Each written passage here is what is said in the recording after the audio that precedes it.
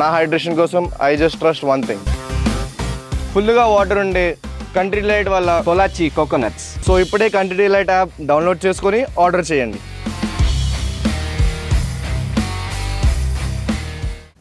Pakistan stock market కుప్పకూలింది.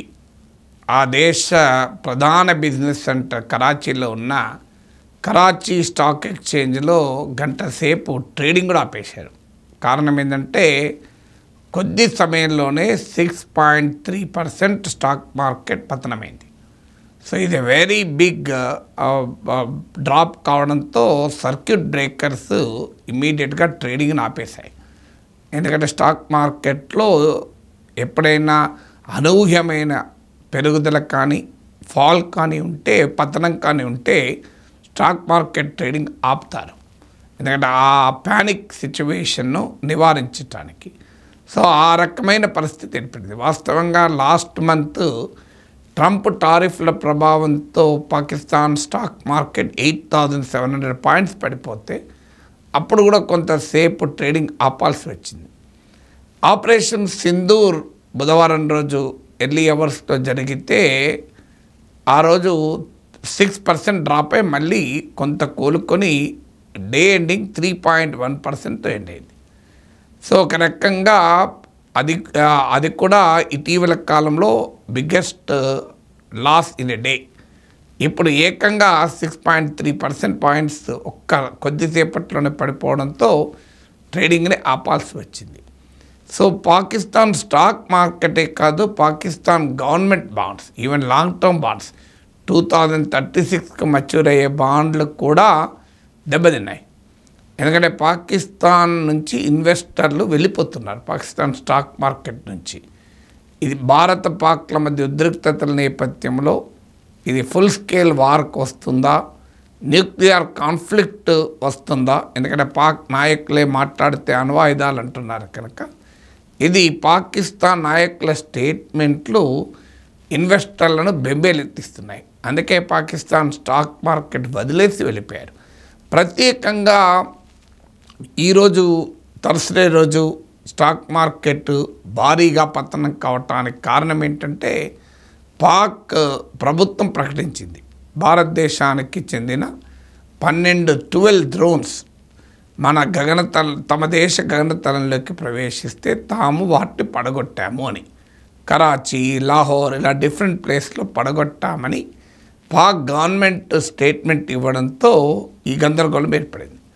వాస్తవంగా నేను ఇంకో వీడియోలో చెప్తాను. జరిగింది ఏంటి అంటే భారతదేశము పాకిస్తాన్ ఎయిర్ డిఫెన్స్ను టార్గెట్ చేసింది.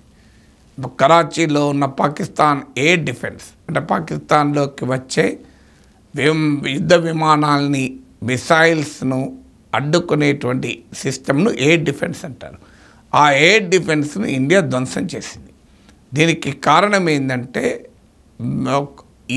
ఈ మిడ్ నైట్ పాకిస్తాన్ భారతదేశంలోని 15 సిటీస్లో ఉన్న మిలిటరీ టార్గెట్స్ను అటాక్ చేసే ప్రయత్నం చేస్తే మన air defence system S-400 integrated UAS అనే డిఫెన్స్ సిస్టమ్ వాటిని అటాక్ కాకుండా నివారించింది. కానీ పాకిస్తాన్ వాదన ఏంటంటే మేము ఇండియన్ డ్రోన్స్నే పడగొట్టామని చెప్తున్నారు. సో పడగొట్టారా లేదా ఇండియన్ డ్రోన్సే అక్కడ భయంకరమైన బీభత్సాన్ని సృష్టించి ఇవన్నీ ఎవరి క్లెయిమ్స్ వాళ్ళకు ఉన్నాయి. కానీ స్టాక్ మార్కెట్ మాత్రం కుప్పకూలింది. దీన్ని మాత్రం ఎవరు కాదనలేరు. భారతదేశ డ్రోన్లను పడగొట్టామని పాకిస్తాన్ చెప్పుకోవచ్చు, కానీ పాకిస్తాన్ ప్రభుత్వ స్టేట్మెంటు ఆ స్టాక్ మార్కెట్ అయితే పడేసింది, అంతవరకు గ్యారంటీ. సో ఒకవైపు పాకిస్తాన్ IMFతో బెయిలౌట్ ప్యాకేజ్ చర్చలు నడుపుతోంది. 24th బెయిలౌట్ ఇది, అంటే 24వ బెయిలౌట్. అంటే ప్రపంచంలో ఏ దేశము కూడా ఇంటర్నేషనల్ మానిటరీ ఫండ్ IMFతో ఇన్నిసార్లు కాపాడబడలేదు. బెయిలౌట్ బెయిలౌట్ అంటే రక్షించబడడం. సో అది పాకిస్తాన్ యొక్క డ్యూబియస్ డిస్టింక్షన్. ఈలోగా మనం ఇండస్ వాటర్ ట్రీటీని నిలిపివేశాం. ఇది పాకిస్తాన్ ఎకానమీ పైన తీవ్రమైన ప్రతికూల ప్రభావం, బిగ్ నెగిటివ్ ఇంపాక్ట్ ఉంటుంది. కారణం ఏంటంటే అగ్రికల్చర్ పాకిస్తాన్ నేషనల్ ఇన్కంలో 23%. ఆల్రెడీ ఇండస్ రివర్ సిస్టంలో 31% వాటర్ షార్టేజ్ ఉంది. పాకిస్తాన్ అగ్రికల్చర్, పాక్లో పండే పంటల్లో 90% ఇండస్ వాటర్తోనే పండుతాయి, ఇండస్ రివర్ సిస్టమ్ వాటర్తోనే. సో అందువల్ల పాకిస్తాన్ ఒక పెద్ద ఛాలెంజ్ ఎదుర్కోబోతుంది, వాటర్ క్రైసిస్. ఇది పవర్ క్రైసిస్ కూడా ఎదుర్కోబోతుంది వాటర్ క్రైసిస్ వల్ల. ఆల్రెడీ పాకిస్తాన్ నగరాల్లో పవర్ షార్టేజ్ ఉంది, ట్రేడ్ మొత్తాన్ని భారతదేశం ఆపేసింది. సో ఫైనాన్షియల్ యాక్షన్ టాస్క్ ఫోర్స్ని ఇండియా యాక్టివేట్ చేసింది. పాకిస్తాన్ టెర్రర్ ఫైనాన్సింగ్ చేస్తుంది కనుక ఆ దేశాన్ని గ్రే లిస్ట్లో పెట్టండి, బ్లాక్ లిస్ట్లో పెట్టమని అడుగుతున్నాం. అదే జరిగితే పాకిస్తాన్కు క్యాపిటల్ ఫ్లోస్, ఇన్వెస్ట్మెంట్లు, ఈవెన్ అప్పు పుట్టడం కూడా కష్టమవుతుంది. సో పాక్ ఉన్న ఓవరాల్ ఎకనామిక్ క్రైసిస్ ఒకవైపు ఉంటే, ఇప్పుడు ఇండియా పాకిస్తాన్ల మధ్య పెరుగుతున్న ఉద్రిక్తతలు కూడా పాకిస్తాన్ మార్కెట్స్ను భారీగా దెబ్బతీస్తున్నాయి. అయితే ఇందుకు కంపారిడ్గా సహజంగా మనకు ఒక క్వశ్చన్ వస్తుంది, what about Indian stock markets అని. ఇండియన్ స్టాక్ మార్కెట్స్ మాత్రం చాలా ప్రశాంతంగా ఉన్నాయి, వెరీ కామ్. ఎందుకంటే ఈ పాకిస్తాన్ స్టాక్ మార్కెట్ 6.3% కుప్పకూలిన సమయంలో ఇండియన్ స్టాక్ మార్కెట్ సెన్సెక్స్ కేవలం 138 పాయింట్స్ మాత్రమే పడిపోయాయి. ఇక్కడ గమనించాల్సిన అంశం ఏంటంటే, ఇండియన్ డ్రోన్స్ను పడగొట్టామని పాక్ ప్రభుత్వం ప్రకటిస్తే ఇండియన్ స్టాక్ మార్కెట్ దెబ్బతినాలి, కానీ మన స్టాక్ మార్కెట్ దెబ్బతినలేదు, పడగొట్టిన దేశంలోనే స్టాక్ మార్కెట్ దెబ్బతిన్నది. అంటే పాకిస్తాన్ మార్కెట్ ఇన్వెస్ట్ చేసే వాళ్ళకి కూడా పాకిస్తాన్ ప్రభుత్వాన్ని పూర్తిగా నమ్ముతున్నట్లేదు. అందువల్ల ఈ ఆల్రెడీ ట్రంప్ టారిఫ్ల ప్రభావము ఇండియా పైన ఉంది, పాకిస్తాన్ పైన ఉంది.